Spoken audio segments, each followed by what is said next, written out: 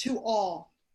My name is Donna Mason, and I'm going to serve as your moderator for this very special program sponsored by the American Muslim Senior Society as we explore the effect of social isolation on older adults caused by COVID-19.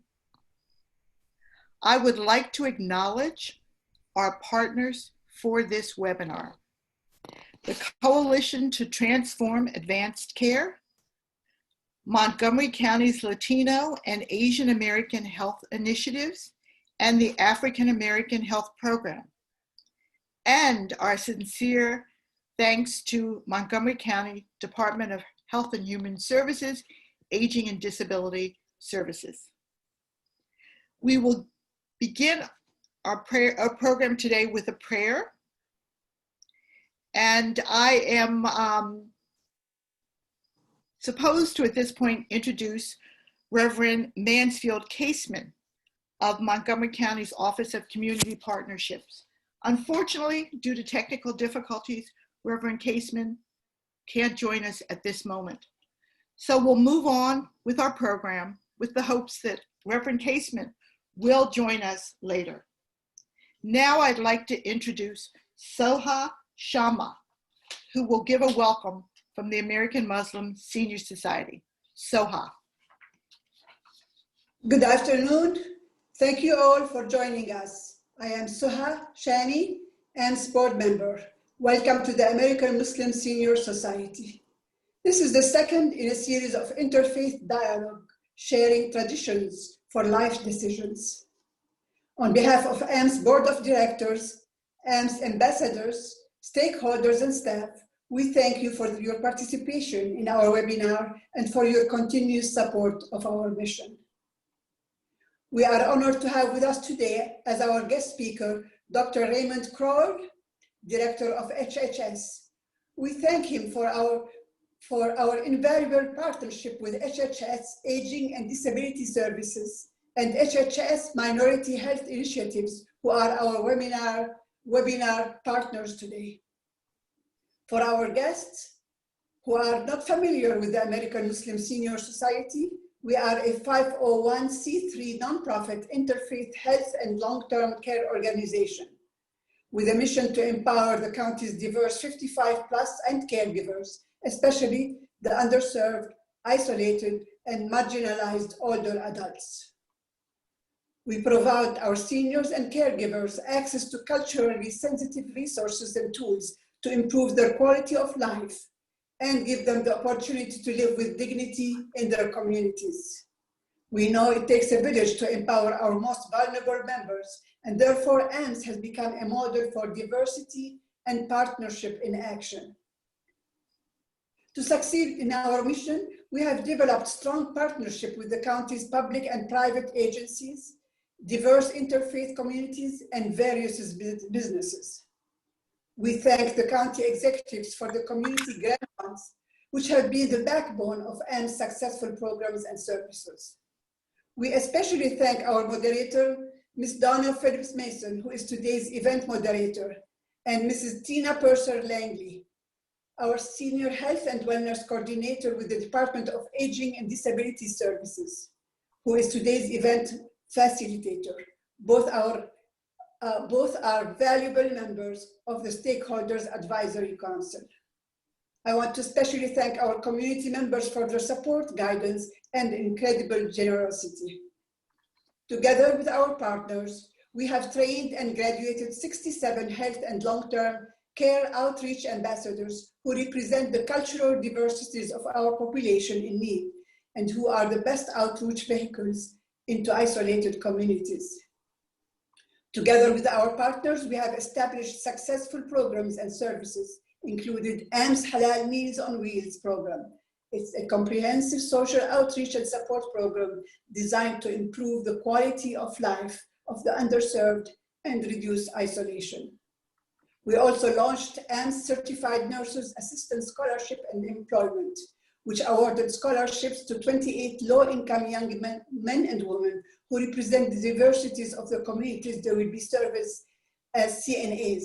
giving them new careers and improved quality life. Today, our interfaith dialogue will highlight the special challenges that diverse communities are facing due to COVID-19, imposed social isolation, as well as the strength and resilience of community members with their inspired stories.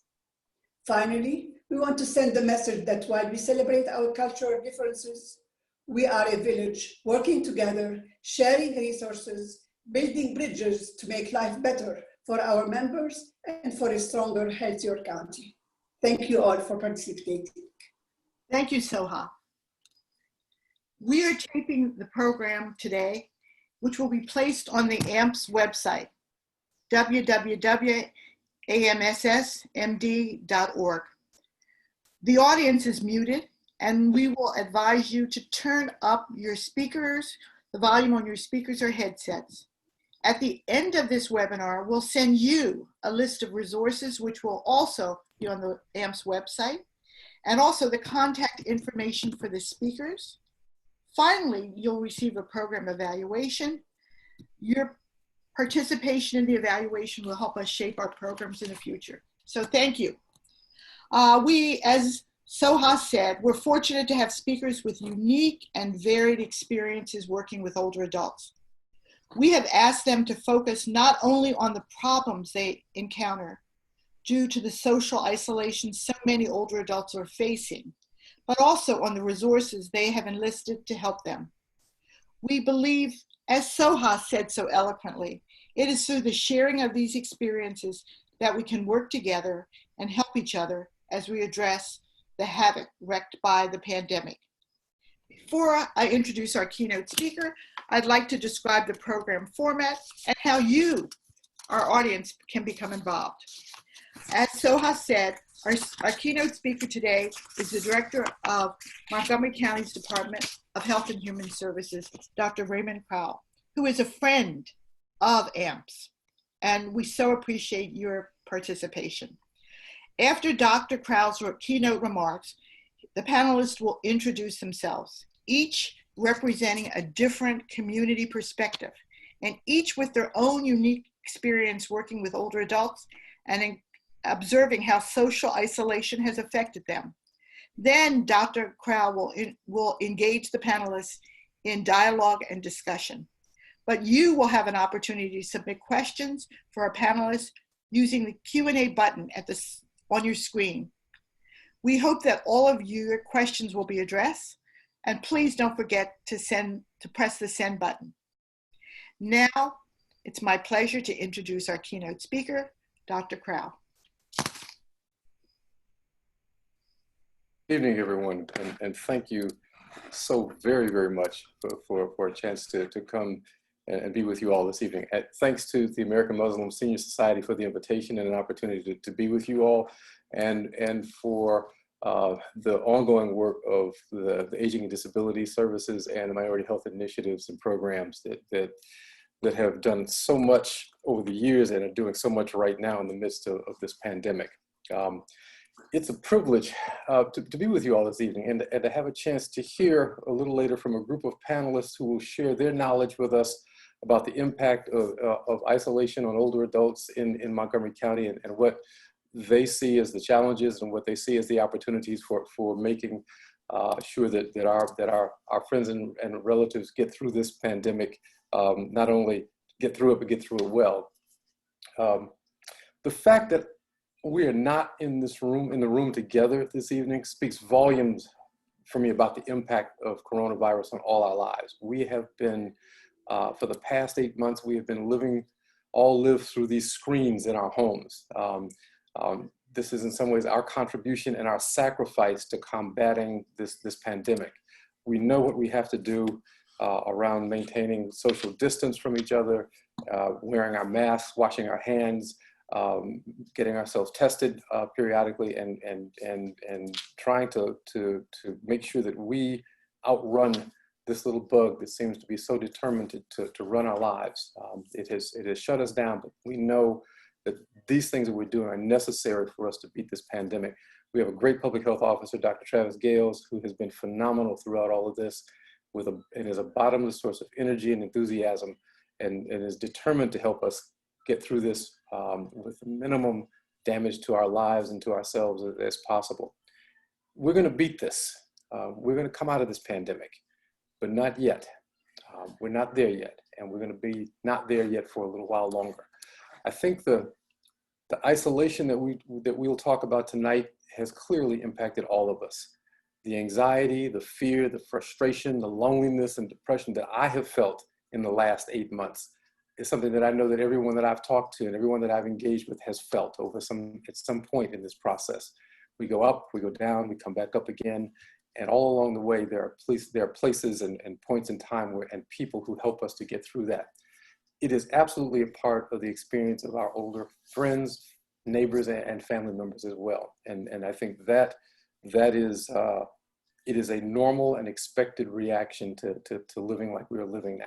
And I think that is a first point, is that people need to understand that this is a normal reaction to being cut off from each other and from society and from the things that are part of our daily lives. But as we grow older, the risks and the challenges of dealing with something like a pandemic grow with us. And it's a little bit, I want to talk about some of those things in the time that I have. I'm not going to go as deep as I would if I had an hour. I have a few minutes, and I just want to hit some touch points, and then we'll get into the richness of the conversation with my colleagues here that are with us tonight. So I want to talk about loneliness in terms of isolation. You know, we all experience it, and we have experienced it, but older adults who may live alone or away from their families, or who may be less mobile, can easily become disconnected from their support systems. Support services and visits from caregivers have stopped or become more sporadic over time. Visits to doctor's offices for basic health care have gotten harder to do for all of us.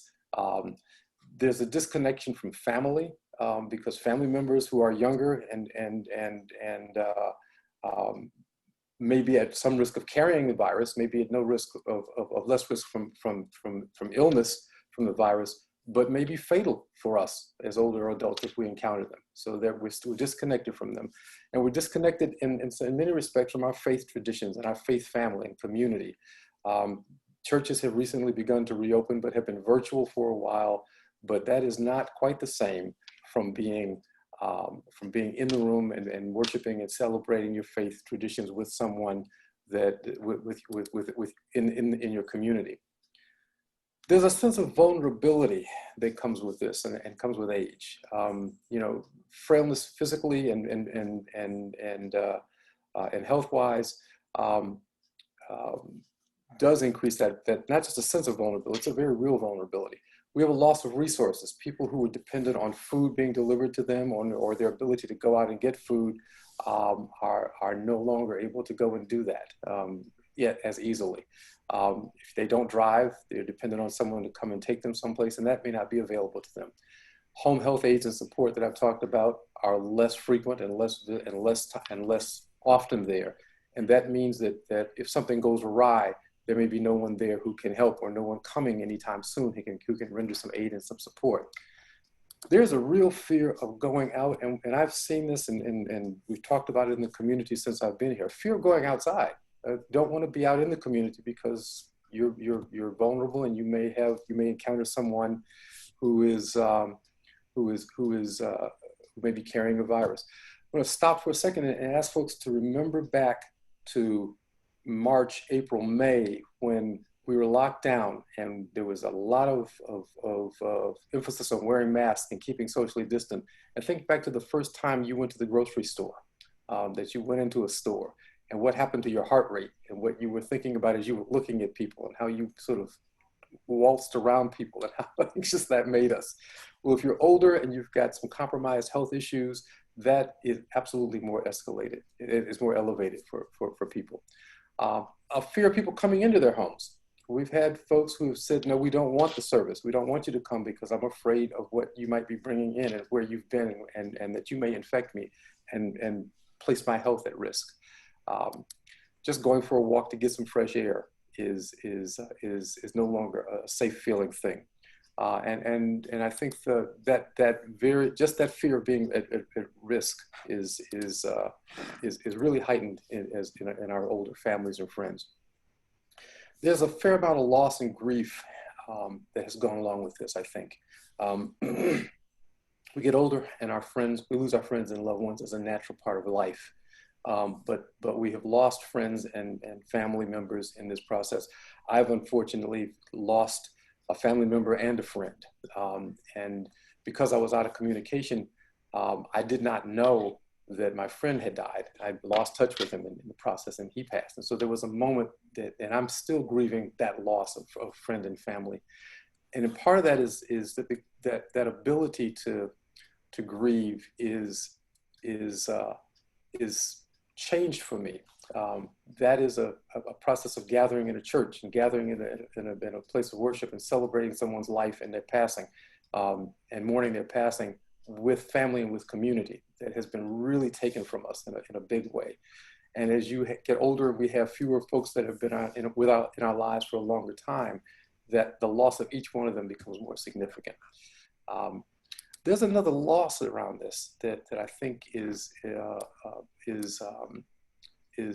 important, and I'll talk about it a couple of times in a couple of different ways. It's the loss of our routine. You know, I live my life in work. I mean, and even now, I live my life in this chair at work. But it gives me a certain routine and a predictability. Even as we retire, we still have routines and things that give our lives meaning. Those have all changed and been disrupted. There's a loss of certainty about what the future is going to hold that I think people continue to face and deal with. There's a very real possibility and likelihood of depression. And part of that, the ability to care for oneself, the energy is lost to continue to care for yourself and take care of yourself. Just routine things like fixing meals or taking care of personal hygiene or getting getting regular sleep. When your day is sitting at home doing nothing and there's nothing that punctuates that day, it gets real easy to fall into a depression and to feel lost and adrift. And of course, the loss of sleep has been a major finding throughout this pandemic, that people's sleep has been terribly disrupted. And if you're like me and your sleep is not great to begin with as I've gotten older, then that can be even worse if you're alone and isolated and cut off and your routines are disrupted. There are some very real health risks that are elevated around this as well, and not just from the risk of COVID-19. Stress and anxiety and loss of sleep and disruptions in your diet and the sense of isolation can exacerbate your existing health conditions, immune system issues, heart disease, diabetes, cancer. All those things are not made any better by this isolation and this anxiety that we feel, and that our older communities who may already have some health conditions will likely be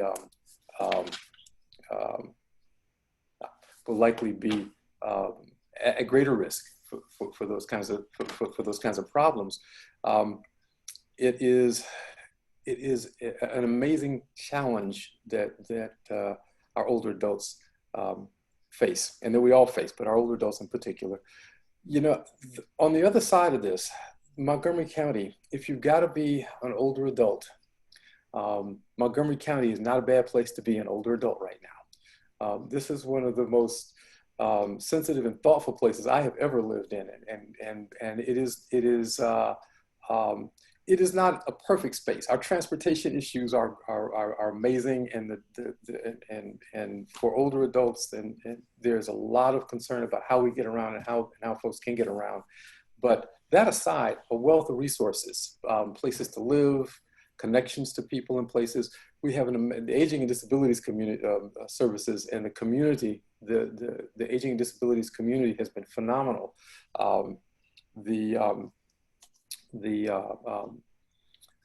Programs like Thrive at Home and Engage at Home have been phenomenal. We have done an insane amount of work on providing food to folks and doing home cooked meals and prepared meals and delivering those meals to folks who can't get out right now to make sure that they're safe. We have a provider community that is second to none in the state and second to none in most of the country, I would bet. And a lot of those resources are available to folks and just a phone call away, and not that far away from the community. Our faith community has absolutely stepped up and has been engaged with us in the department and with across the community to try to make sure that our seniors and folks who've normally been in isolation are not left alone. That is a resource that is not at all to be forgotten. I think there are 2 or 3 other things that I would say that are important. One is that there is a growing public awareness of this issue, of the potential isolation and the impact of COVID. You know, the Black community, the African American community in particular, but the Black community at large has been really badly hit by COVID. Especially in the older population, the death rate has been insanely painful and disproportionately painful for the numbers. And it's a reflection of some history that we don't need to belabor tonight. But it is there and it exists. And it has made the testing work and the outreach work in the communities absolutely that much more important. Folks who are working jobs that have placed them in greater risk, and therefore their family members at some greater risk has been, I'm trying to keep track of my time here, forgive me, have been put at some greater risk. But we have done outreach into the communities to do testing, to do contact tracing, to try to help support those families and those individuals. There is a group of volunteers in this community that are second to none. And they have been outreaching. We have a COVID Corps that has been engaging folks. But I want to say that there are a couple of things that 2 other things that are left. One is each other. You know, as older adults, being socially connected to each other is vital.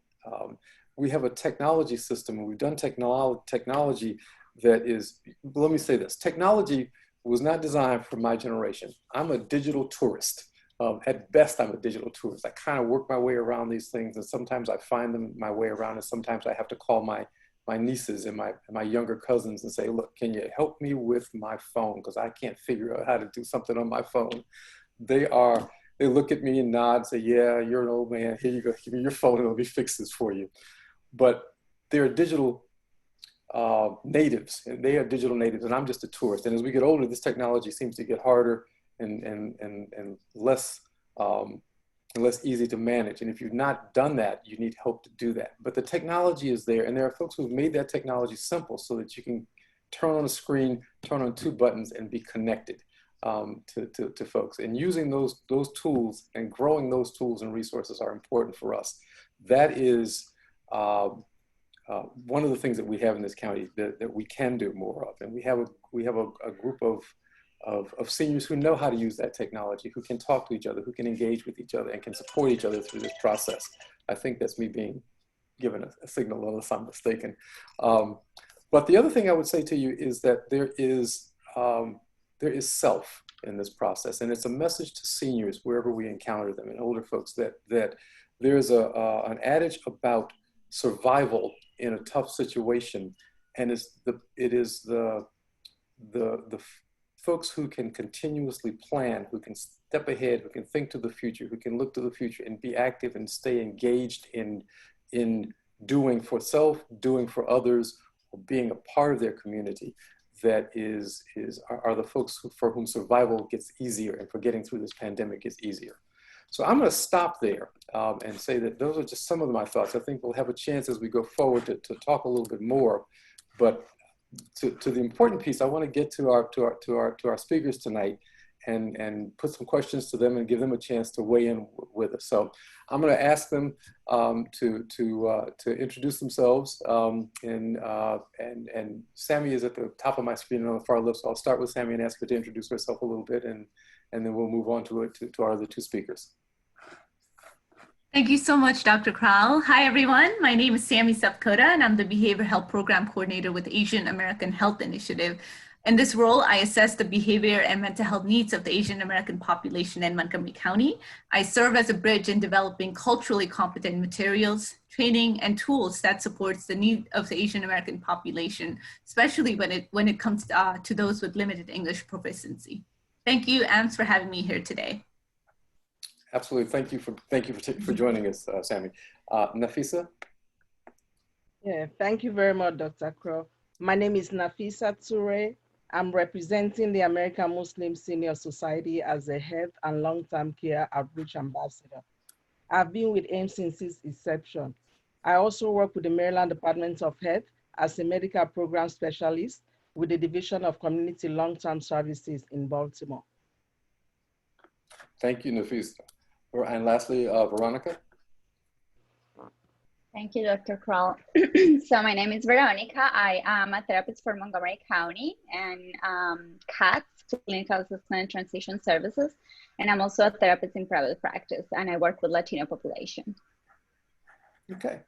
So this is our crew tonight. This is our group of folks who have been active, who are working in Montgomery County, who can tell us about their experiences and their observations about what has been useful and what the challenges are amongst our older adults. So I'm going to start with the first question, and this will be, I'll open this up to anybody who wants to answer this. So what are older adults in your community experiencing as they face social isolation? How is it impacting them and their families? Sami, you want to start? Sure. So social isolation, it was there before this pandemic, and there was a lot of work put forth addressing the issues in the Asian American population and in our older adult population. But one of the things this pandemic has shown us is that social connections are even more important now than ever. And it has shown how much we really depend on each other. So Asian American population 65 years and older currently make up to about 14.6% of the Asian American population within Montgomery County. Within that, 30.4% of Asian American age 65 or older have a disability, and about 29.9% report speaking English less than very well.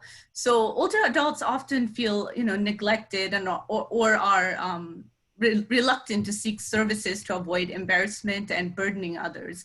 And these are all risk factors that leads to social isolation in the Asian American community, especially. So many older adults relied on community center, places of worship, senior centers, work, friends and family, and even volunteer and nonprofit organization as their source of contact. Now with this pandemic, individuals are scared, feeling trapped, and they're also exhibiting symptoms such as headaches, the loss of appetite or sleep, and as Dr. Crowl mentioned, sometimes depression. So physical distancing measures that restrict visitors and limit access to services further limits the opportunity to interact with the outside world. So this is overall sort of the gist of the older adults in the Asian American community and what they're experiencing. Albert, can I ask you a follow-up question? Is that all right? Sure. Okay, it's a question about how mental health symptoms may show up in the Asian community. You've talked a little bit about the Asian community. So how do those show up? I know that in some cultures, the whole concept of a mental illness or a mental health problem is sort of a taboo subject, and so I'm wondering whether or not it shows up in other ways. Right. So a lot of times it's very asymptomatic. As well as I mentioned, headaches, feeling aches and body pain. So these are usually some of the symptoms that Asian American older adults may exhibit when they're expressing this feeling of sort of sadness or loneliness. Okay, so I thought I saw Nafisa and Veronica nodding around that too. So if one of you want to weigh in on this question, please feel free. Yes, I'd like to give you a quick background of the work we do and the population we serve.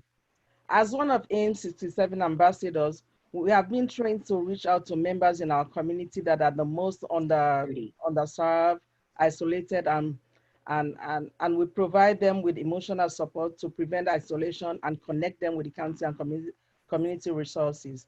Our clients are the first generation immigrants from all over the world with more than 57 different languages and culture, and they are among the most underserved, isolated, marginalized in the county. AIMS ambassadors represent the diversity of the community we serve. I work with the senior members of the West African community and their caregivers. Before COVID-19, this group was already isolated because of the language, social, economic, and spiritual and cultural barriers. In addition, we are not familiar with the Western system. When, excuse me, when it comes to mental health, it is a taboo. And for instance, if my mother has a mental health problem, nobody will get married to me. I have to go out of the community to get married, or out of the country, or to anybody else. So we hardly talk about mental health. And because of this, isolation now, a lot of people are experiencing that. Most of the time, what I do is I share with them some cultural songs and dances from their countries, some funny WhatsApp videos that they look at, they dance to it. That takes them out of that isolation and loneliness, and it helps them a lot. In some instances, I connect them with on WhatsApp. Basically, almost everybody in Africa now has a WhatsApp video. So what I do, I connect them with their loved ones in their villages so they can talk to them and share stories and activities of what is going on in their villages. That really helps them a lot. So a question about that. Well, let me just stop and say, Veronica, would you like to weigh in on this? I will. Yeah, I just want to say that obviously COVID-19 is universal, right? It has affected us around the world, and it has affected us in different aspects to different cultures, but everybody is affected by this, right? And for populations that already have barriers to access to services because of language barriers, cultural barriers, whatever barriers we just named, this just makes it a little harder. It's like an extra barrier for them, right? Like, these vulnerable population need a village for them to execute things, to go grocery shopping and to go to the doctor. And now we don't even have that village, right? So those bridges that were helping this vulnerable population are being cut, right, or interrupted. So something I tell my clients a lot is that we are in the time of physical distance, but no social distance. So I encourage them to learn technology and maybe try to use WhatsApp or text messages or something that we can reconnect these bridges or remake some bridges that are maybe different, not necessarily physically, but they can replace these connections that maybe were stopped before. I found myself, I have a friend who refers to getting together for a quarantini, as he puts it, and we're drinking juice. But it's an opportunity to get together in a way that we've never done before. And when we can't see him, the upside is that from the other side of the world, to your point, Nafisa, I can connect to him when he's in Spain. I can connect to him, and we can stay connected to each other that way. And I may actually see him more virtually now than I might see him otherwise. So it's a nice way to do that, I think. So let me ask one last question about this before I move on. Nafisa, you raised something, and I wanted to pose a question to the group. You talked about the first generation immigrants to this country, and I'm curious to know about the impact of this isolation on first generation immigrants who've come to this country, and how it differs maybe from folks who are second generation born and so on in this country. So it's a question anybody. Sami can answer, and if you have some thoughts about it. What happens to people when they're first generation? You talked about them being cut off a little bit, I know. With the first generation immigrants, it's like we are strangers to most of the things that are in here. We do not have those facilities. Let's say, for example, therapy. We do not believe in therapy. Mm-hmm. Because the only therapy we believe in is physical therapy. But when it comes to mental therapy, we believe in our society. We do not go outside of our society or to anybody to tell them our problems. Normally, we go to our religious leaders or our family members and close friends. Whereas those that are second generation immigrants in here, they are used to those therapies. They can go in there, and that will help them with their isolation or mental health problems that they have. Okay, thank you. Sami, do you want to get a comment? Sure. I think with the Asian American population, the first generation population, it's very similar to how Nafisa stated it, especially with my mom, for example, being a first generation to this country. I think, culture and language is what bonds her to feeling connected. With second generation, obviously you're raised in this environment, you have connections here, you know how to navigate the system. With her in particular, she's struggling linguistically, and culturally, just trying to find people who share the same kind of values and traditions and also activities. So it was a funny story. I went to visit her one day. I stayed over. 4 a.m. in the morning, I hear a creaking noise, on the top level, and I'm hearing like laughing, and it was really scary at 4 a.m. in the morning. So I was like, okay, that's my mom. I don't know what's going on. I'm just going to see what she's doing. And I did, and she was on, and luckily she's able to connect through Zoom. And apparently all the ladies, they have some sort of Zoom laughing yoga at 4 in the morning. And they connected, and so they do like 1 hour of laughing yoga from like 4 to 5, and from 5 to 6 they do Zumba and dancing. I mean, it was scary, but I was so relieved that she was able to stay connected. She was able to find a group, even if it's something like laughing yoga or, Zumba, but in Nepalese. So she's from Nepal. It would be in Nepalese songs. It's not like a traditional Zumba that we know of. It would be in Nepalese, like old folk songs. So it was kind of nice for me to see that too. So that's kind of, I guess, her way of staying connected and coping as well. Okay, so being able to get connected back to folks and speak her language, the language of origin. So, Veronica, let me ask you, what cultural differences do you think make this situation especially difficult?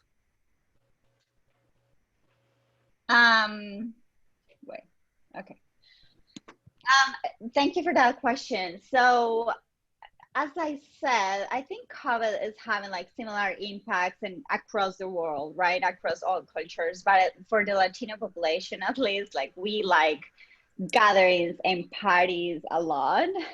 And that's something that, we're staying away from that. Like birthdays is always an occasion to like have all families together. And that's something that is being adjusted. That's something that is being changed. Like our culture is, I was talking to someone else this weekend. We were talking about how this is probably the era of technology. Like what is happening is forcing cultures to just connect. Even, before Latinos sometimes tend to be, they want to be among Latinos. And I guess this happens in many cultures. And now we're like much more willing to just human connection, regardless of what it is or who it is.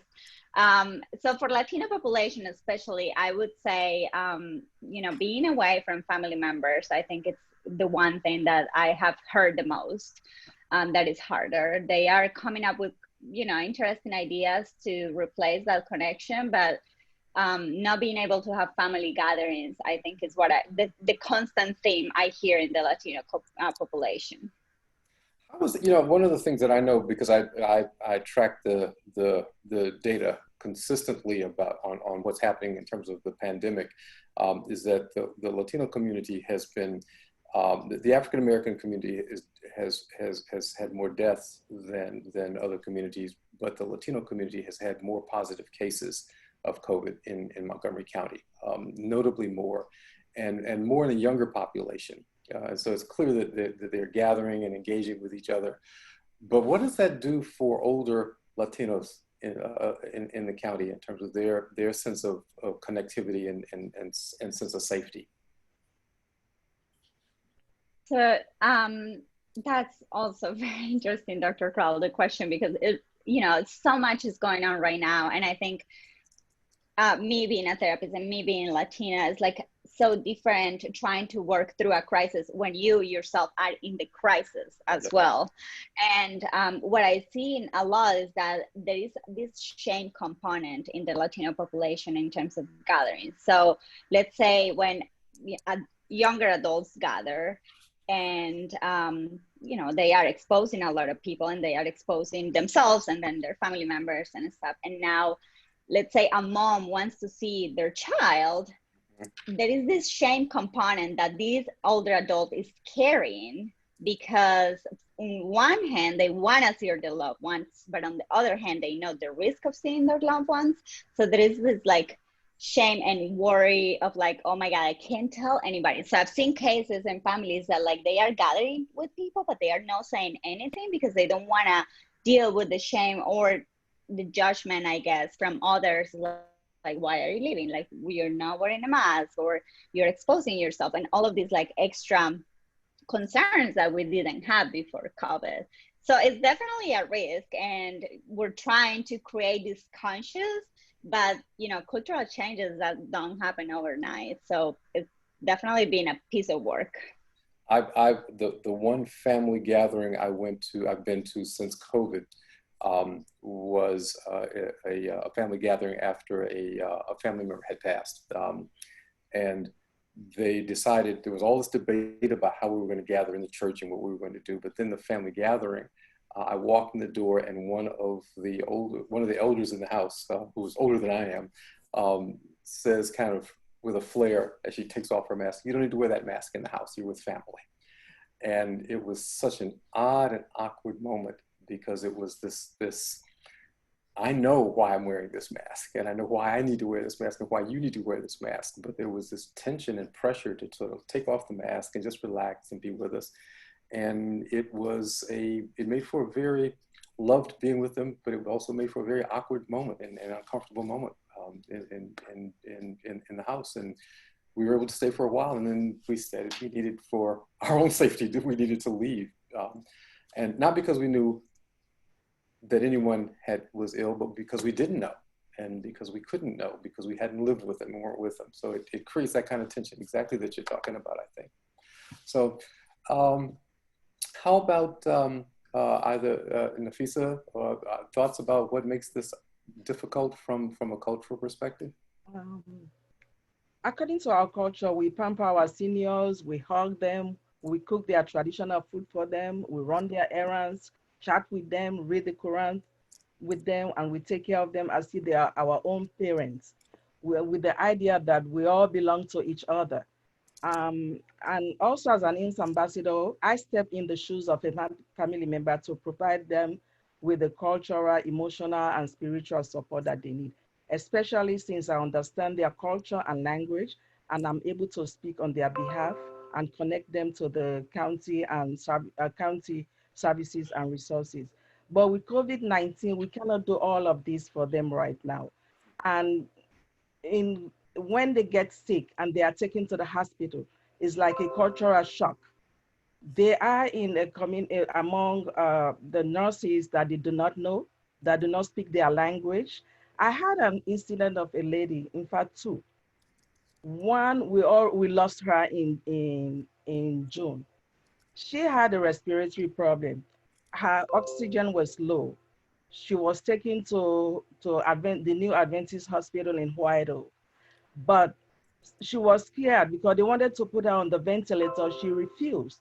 And by the time they got in touch with me and I spoke to her, she said, okay, they can do that. And I was about to go there and I spoke to the nurse. They said, no, it's too late. Oh. I said, why? But she wants to go on there now. They said, no, it's too late. I said, well, I'm coming over there to talk to her. They said, no, by the time you get there, she'll be gone. I said, what? They said, yes. I said, it only takes me 10 minutes to get there. They said, no, lady. We've been trying to convince her, and we were not able to get in touch with you. By the time we got your number, it was too late. But I drove there anyway. When I got there, I finally got in touch with the nurse that was helping her. She said, I'm sorry, miss, we've already lost her. You see?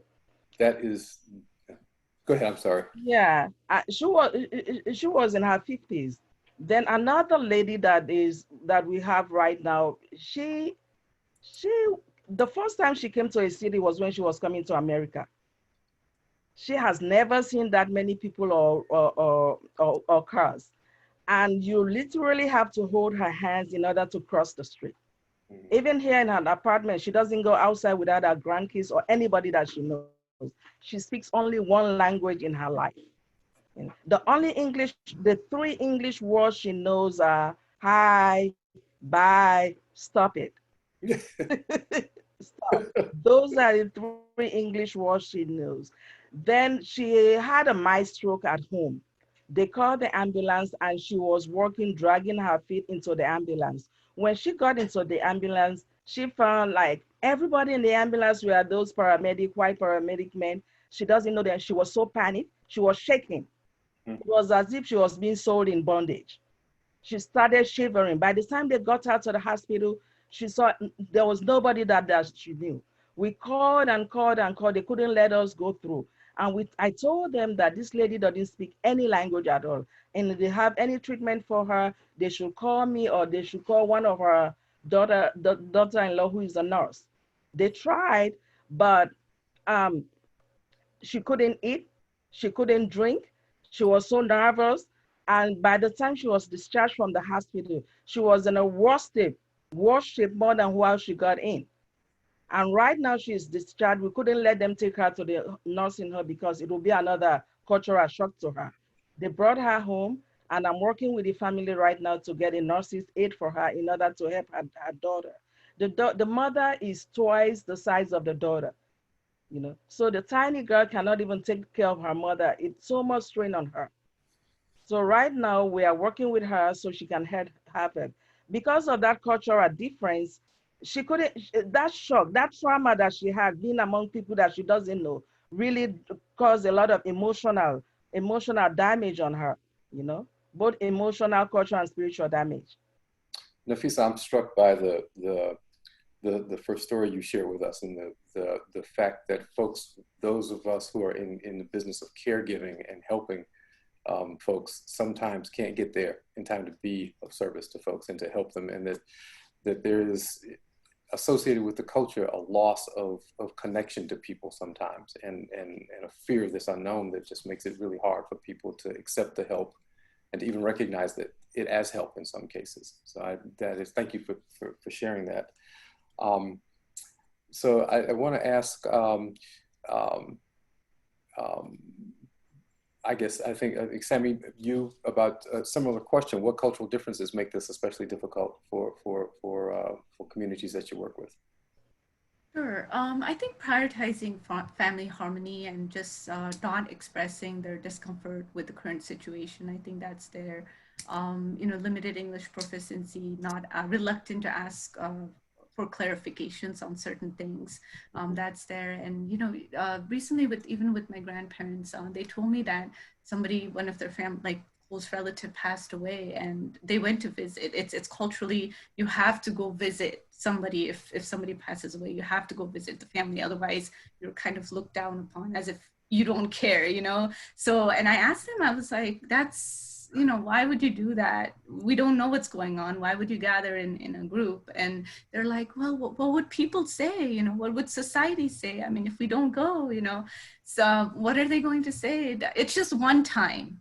And that one time, it's been happening a lot of times, and it's all about what is so-and-so going to say, what is the society going to say. And sometimes, the group consensus kind of overpowers the individual need for safety as well. So I think that's significant. So the traditions of connection and family and how people think about you drive people to take the risk that they might not normally take and or that they know they shouldn't take. So they do it in spite of that.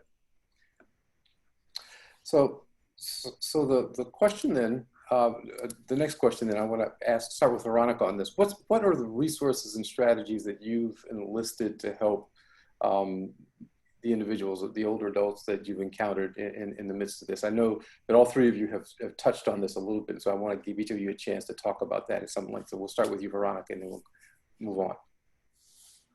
Yeah, so with families in general, I think the most simple and an expensive resource that I try to provide them is to remind them that there are resources, right? Like there is help.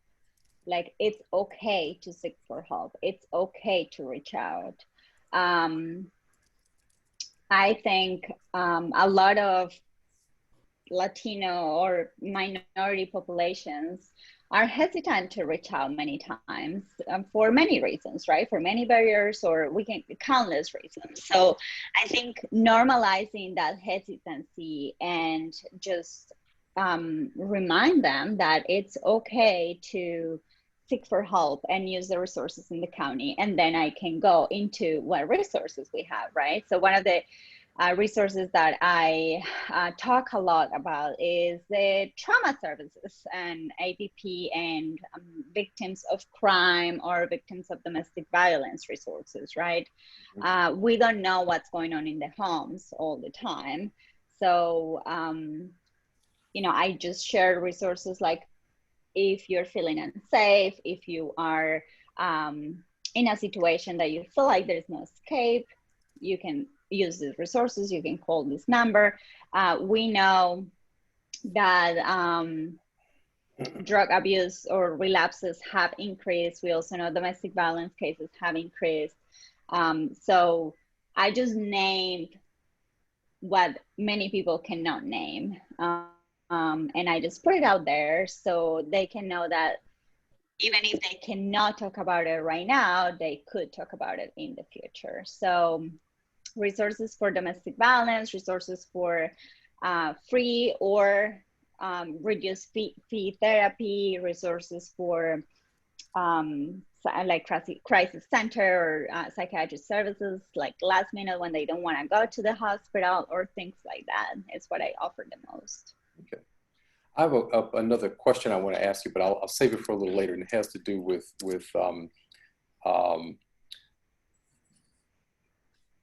understanding what you're seeing when you encounter someone who's older, and how you know there might be some risk factors associated with that. But I'll come back to that for all of you in a bit.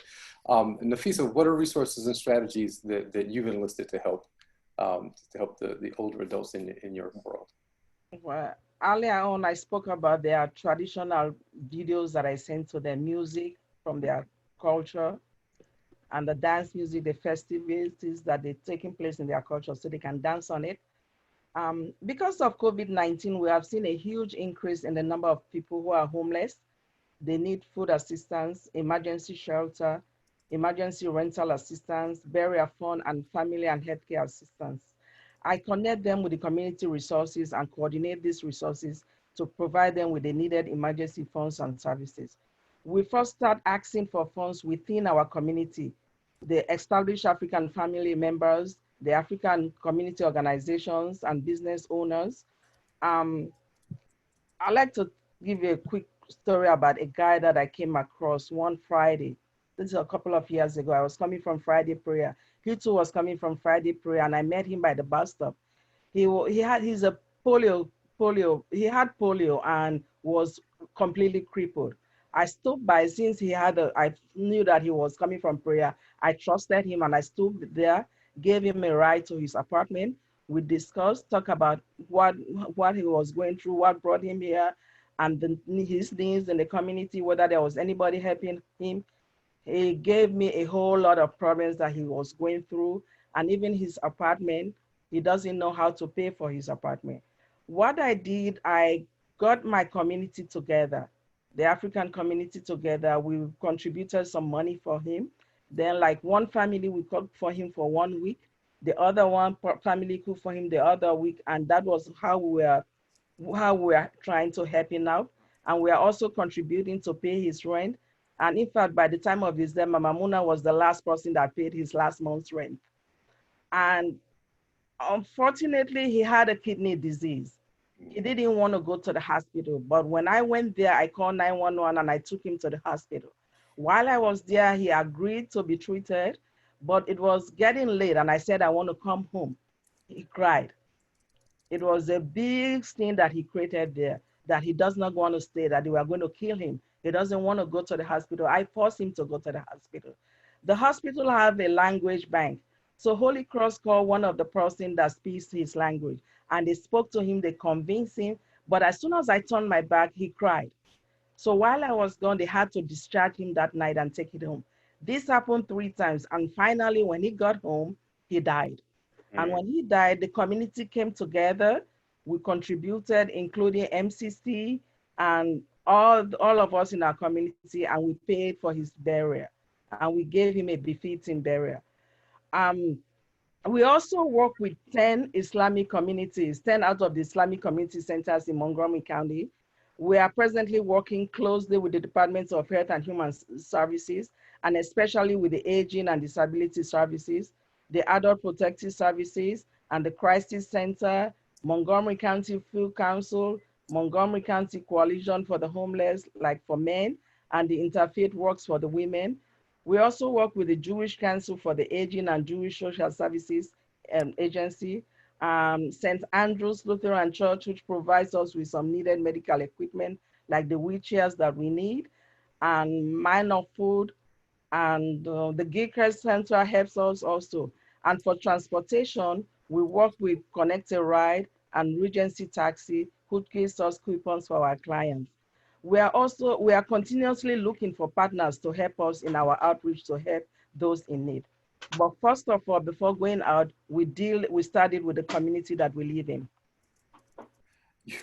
I'm smiling, Nafisa. You are a walking encyclopedia of resources about what is available in Montgomery County. You've done the paid commercial for Health and Human Services and for the provider community. I don't need to do any of that tonight. They help us a lot. I've got a lot of help from the Aging and Disability Services. Interfaith, they have been a tremendous help to me.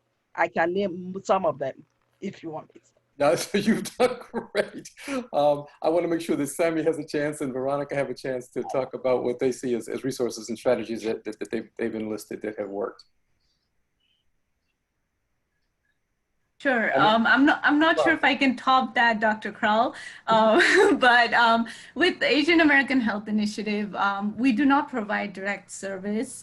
However, we recognize that there are linguistic and cultural barriers to healthcare and widening disparities. So our program works towards addressing these barriers and developing programs to support and meet the needs of the community. So for educational outreach, we have what we call the photo novels. So one of the ones that we have, I have a sample available here as well. It is on social isolation, and they're available on in 5 different languages, in Asian American Asian languages, Korean, Hindi, Vietnamese, and Chinese. However, if any community members feel the need to develop this resource into the community that you serve, then we have the templates available on our website. You can download it. We can even we can provide technical support on how to create it. It's very easy on Publisher. You can use your own photos and translate the materials. For educational outreach, we have our toolkits as well. We have COVID-19 resource guide, which is available on our website and provides overview of all the programs and services available within the county. We also hosted Friends Corner a few months ago, Friends Corner series for about 172 Korean older adults that met once a week for 6 weeks. So some of these topics includes, preventing the spread of coronavirus, proper use of face covers, and so on. So we'll continue that in a few months as well.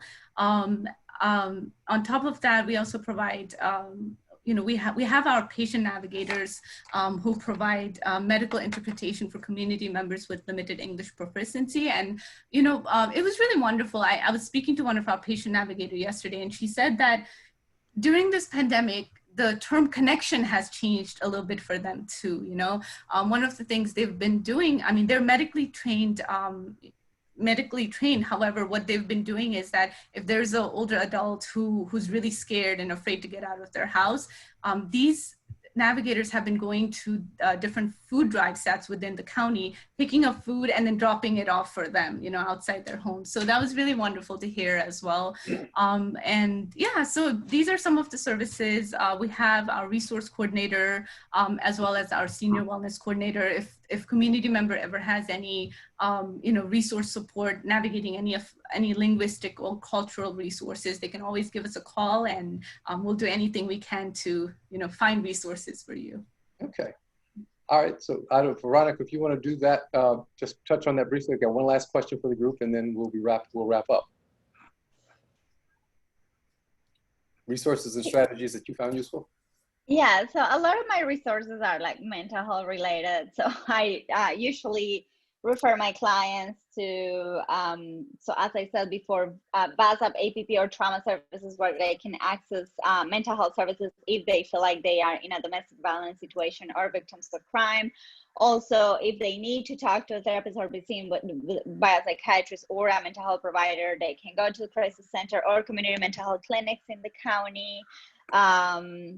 But my main message is there are many resources out there. So if you if you know somebody that needs help or they may benefit from mental health services or providers, you can just call the crisis line, the crisis center in Montgomery County, and they will be able to, offer you some guidance, even if you're not going to go to the crisis center itself.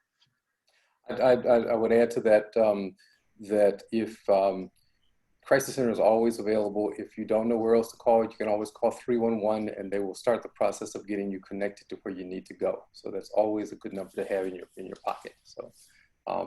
So last question for you all: is there an opportunity that you see to work collaboratively in any of the situations you face, and to cross cultures, to cross agencies, to cross services? Where's the collaboration point for you all to cross agencies and with other partners? I think, Nafisa, you've mentioned some of that, but I'll start with Samita, since Sami, so you want to go ahead? I think, especially after this conversation, I think cultural overlaps, I do see a lot of similarities there. I love Nafisa's idea of like music and connection. I'm not sure how much of it that we can implement, but I think these are really wonderful ways to bond people, because sometimes talking about mental health can be scary, right? And I think when we talk about ways to connect through things like music and so on, I think that's wonderful. Another way is, if such as the photo novel, these are really great resources when you do go out for outreach for educational purposes. So if there's ever an opportunity where support is needed, we can certainly work together there as well. Veronica, how about you?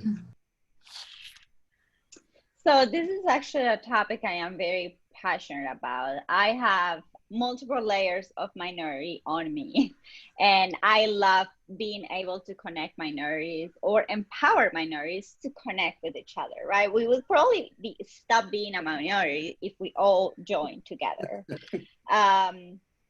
So I love multiculturalism and being able to just we can speak different languages, and I can find a lot of similarities in human beings and wanting connection and wanting like that true social interaction that every human being seeks.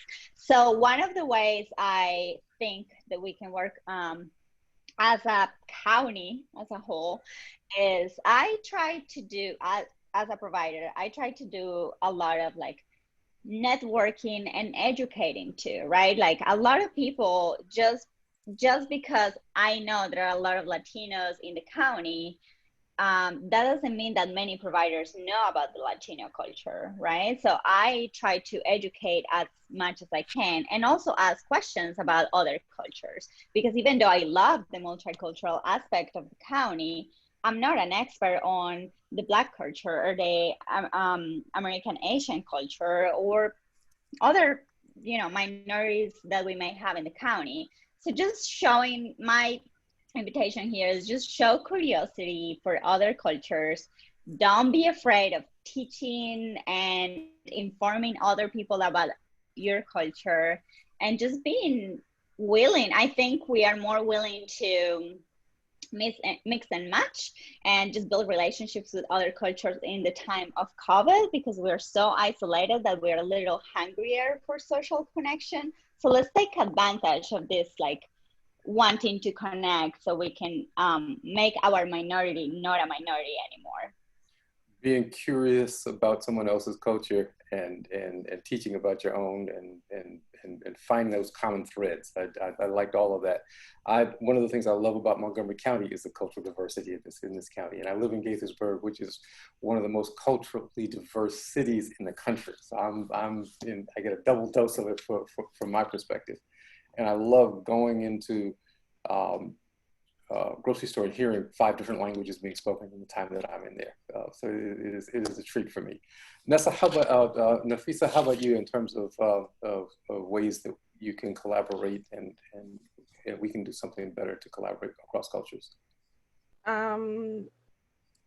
So me, it will be a little bit difficult because most of our clients are illiterate and they love to be within their community.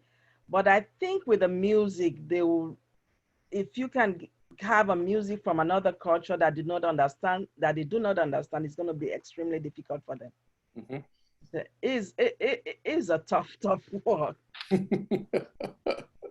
It's hard to do. It is hard to do. It is difficult. Sure. It is like taking them out of the only world that they know. Mm-hmm. You know, I will say to you that your laughter has been infectious tonight. And your stories have been heartwarming. And so if there's ever an opportunity to reach across culture and do that communication, I want you in the room with me as part of that process. Okay. I'll love that. I'll love to come.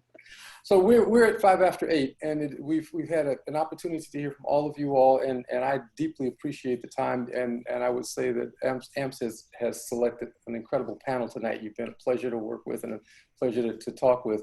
So I'm going to turn it back over to you. I'm not sure who I'm turning it back over to. You're turning it over to me, Dr. Crowl. Donna, I'm going to turn it back over to you and let you take us forward from here. Yeah, but you're not going anywhere. I'm right here with you. Don't even think about that because now's our question and answer. And our audience can post questions on the Q&A screen and press send and ask questions. I want to just commend the speakers.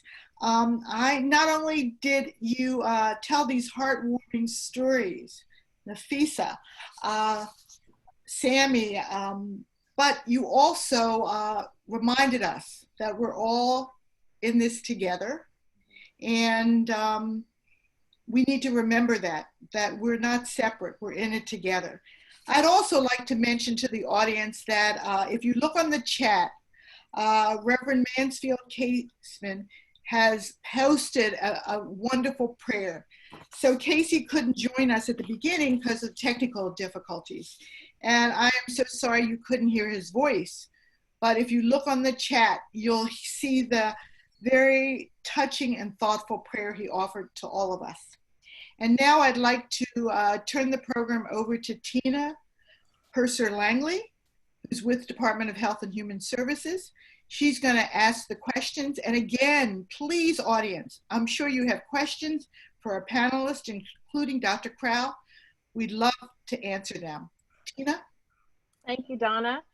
I just want to thank the panelists and Dr. Crowl for amazing presentation and question and answer.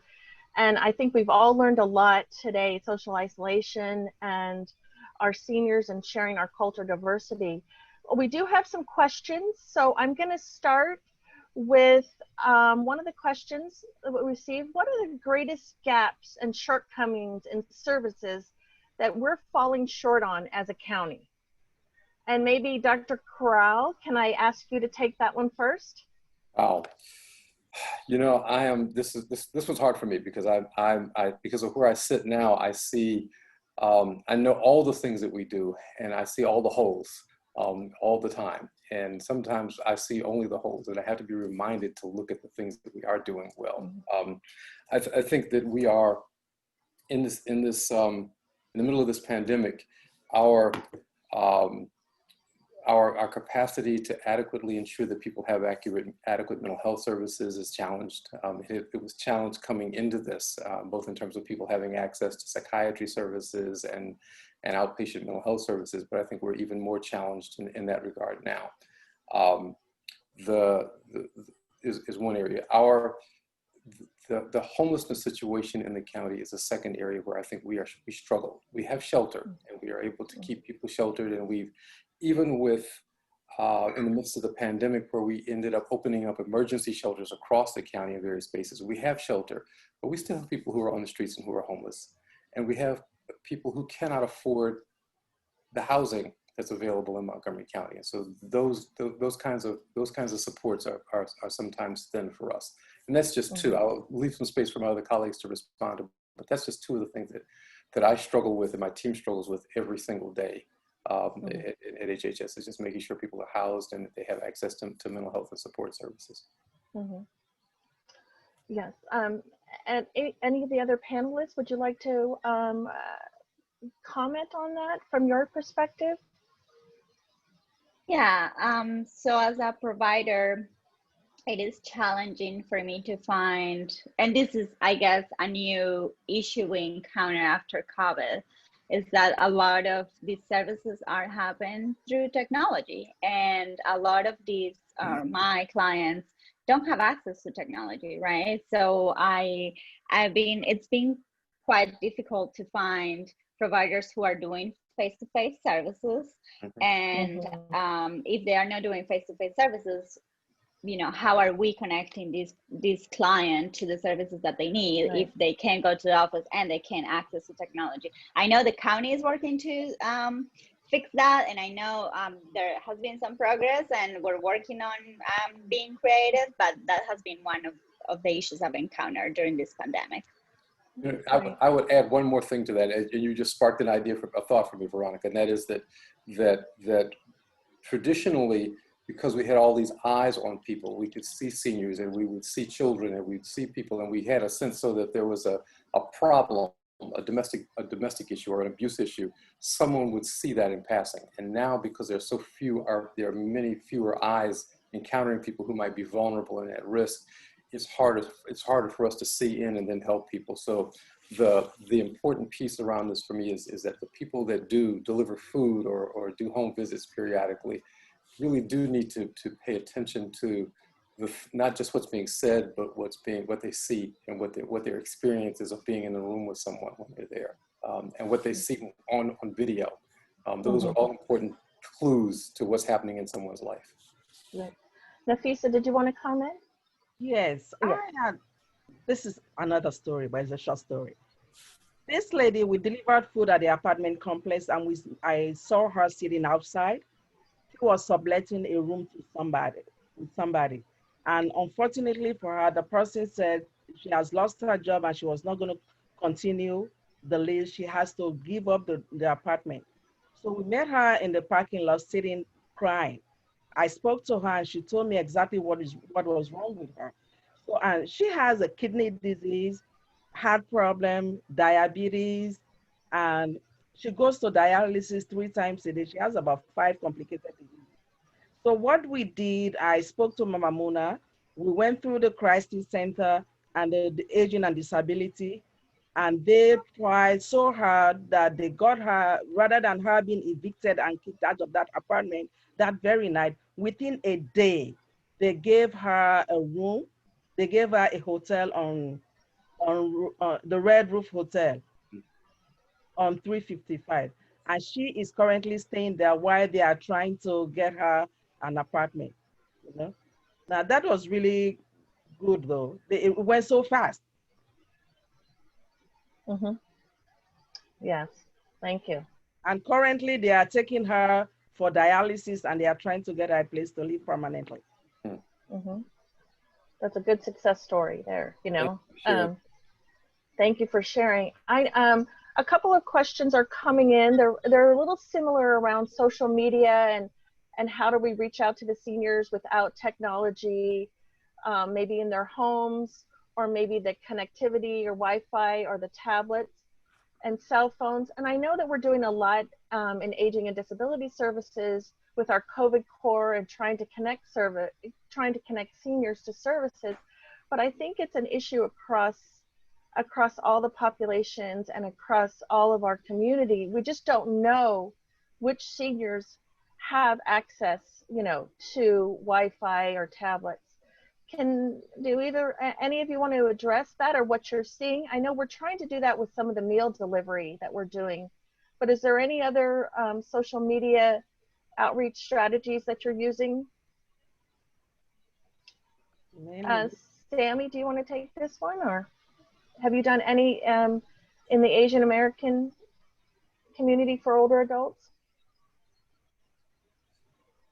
I think in particular, no, I do not have concrete examples for you. I'm sorry. Mm-hmm. Yeah. It's difficult, I think, you know, because we're not sure what kind of social media people are using and that kind of thing. Anybody else want to try to answer that?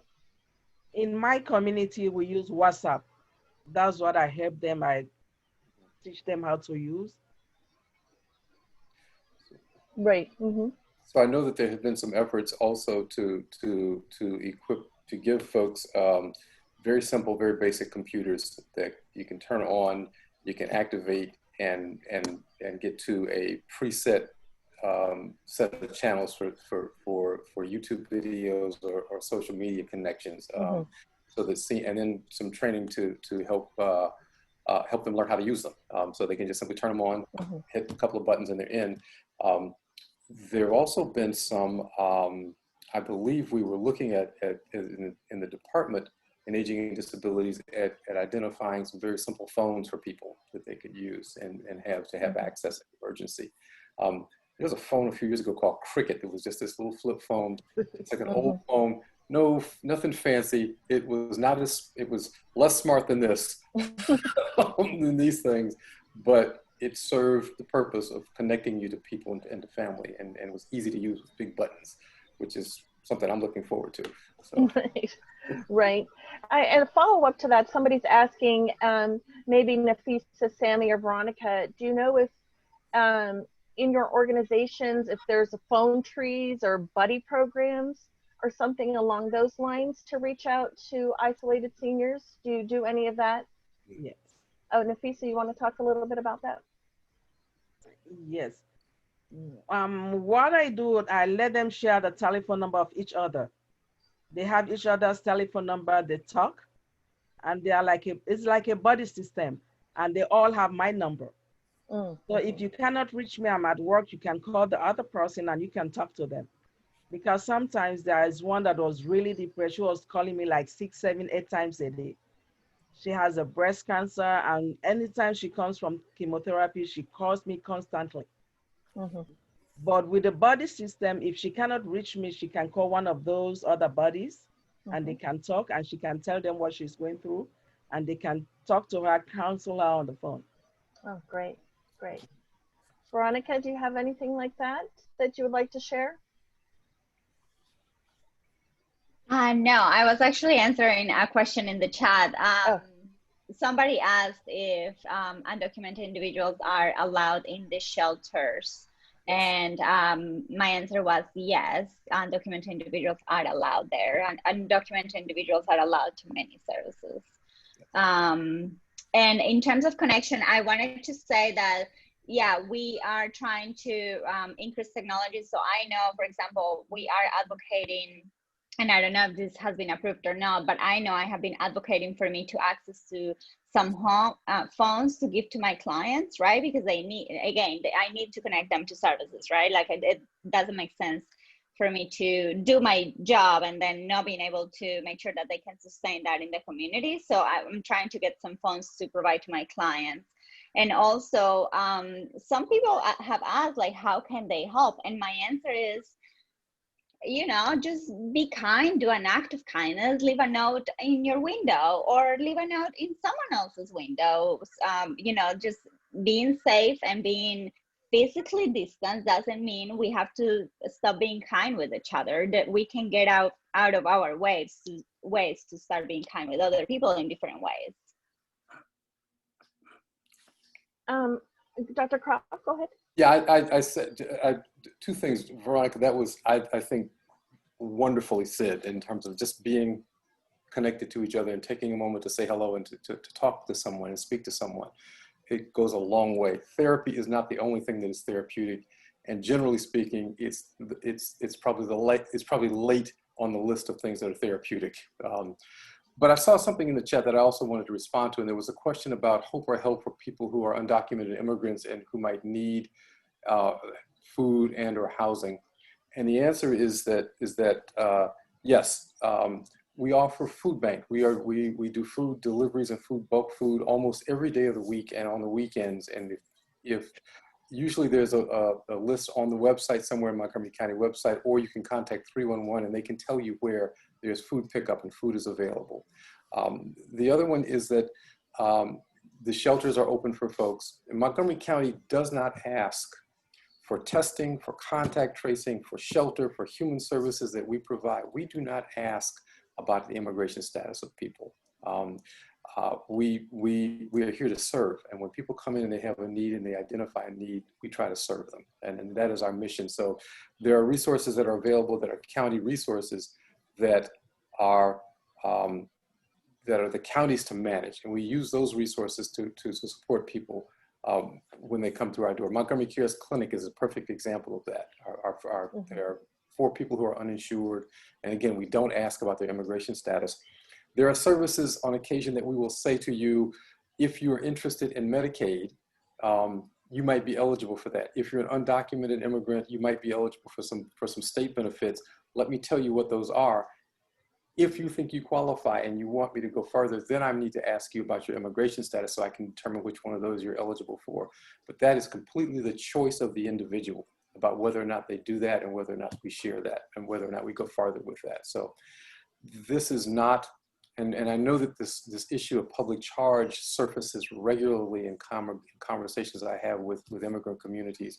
And public charge there's no association with public charge for testing, for contact tracing, for our housing programs, for our shelter programs, for our food services. None of that is at risk of exposing you to questions about public charge for folks who, regardless of your immigration status. So I need to say that to folks. So that I need people to hear it. Yeah. Good. The, Nafisa, yeah. The story about the last lady that I told you, she is undocumented. Mm-hmm. But Aging and Disability and the Crisis Center went all out to make sure that they put a roof over her head. While she was in the hospital, she got Medicaid because she has terminally ill disease. Mm-hmm. So mm-hmm. I can very helpful, attest to that they gave her everything she needed, even though she's undocumented. Mm-hmm. Wonderful.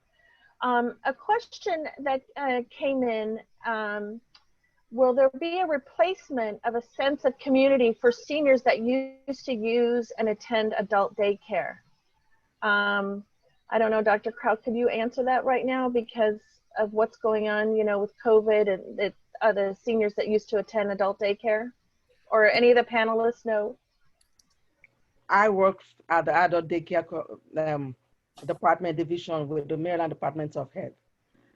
Right now, there is nothing right now, but what the providers do, they call to check on them, do a wellness check, and if there's any reportable event that if they fall sick or taken to emergency or anything that happens to them, they note that and they forward it to me. Mm-hmm. And I review them and I send it over and we put them all together. Every quarter we forward it to CMS.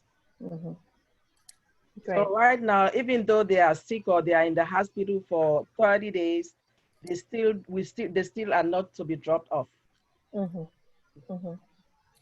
So I think that my thought about it is that we have our whole sense of social connectedness is going to get rebuilt. It's going to have to be rebuilt differently with the idea, with a greater awareness of the potential vulnerability that we all face due to COVID or due to similar kinds of diseases that may come our way in the future. I think it will change how we think about that. But yes, the senior centers are closed. They will reopen at some point. I'm confident of that. The seniors, the older adults in our county are not going to let them stay closed. No, right. Wow. And yeah. Mm-hmm. And we will have to learn new ways to take care of each other and take care of the folks that we're responsible for caring for in adult daycare services. Right. One of the things that I can mention to folks on the webinar with the senior centers, I know that they are reaching out to the lists that they used to do their newsletters or email folks about classes. So they're trying to reach back out to the seniors on those lists or anybody who has been receiving a meal through the county for all the seniors. And we give lists of resources to the county, different virtual classes, tech classes, things that are going on in the county and through our rec department that seniors can still stay connected. And then if they need help with transportation or caregiving issues or anything like that we have to provide, we try to put the flyers of our resources in with the meals. So each week or month, we're trying to do something a little bit different to reach out and stay connected to those seniors that are getting a meal each week. And it's probably close to 900 seniors now that are getting meals at different sites. And I know that AMSS has meal deliveries and other resources throughout the county. I think we're getting close to time. I know that there's been a lot of resources been put in the chat. We've also developed a resource sheet that each of our speakers have put together, our presenters in their own community. So we're going to send that out to you. I think they're all on the AIMS website. And I think I'm going to turn this back over. I just want to thank Mona Negam for all of the work that she's done through AMSS and really pushing us to do this webinar and to get information out about social isolation and how we can help seniors in our different communities. So I want to thank Mona. I'm going to turn it over to Sohu to close us out for the night. And thank you so much to our panel of presenters. It was truly amazing. And I know there's other questions, and we're going to try to answer those and send them back out with our evaluation as well. Thank you. Thanks. Soha? Thank you for having me. So we thank you for all coming today and hope you enjoyed today's event. We ask to please fill the evaluation forms for us so we can be able to respond to your needs and better serve you. We encourage you to visit our AMSS website for future events and activities and hope to see all of you soon. Thank you so much. Thank you. Thank you. Thank you. Thank you.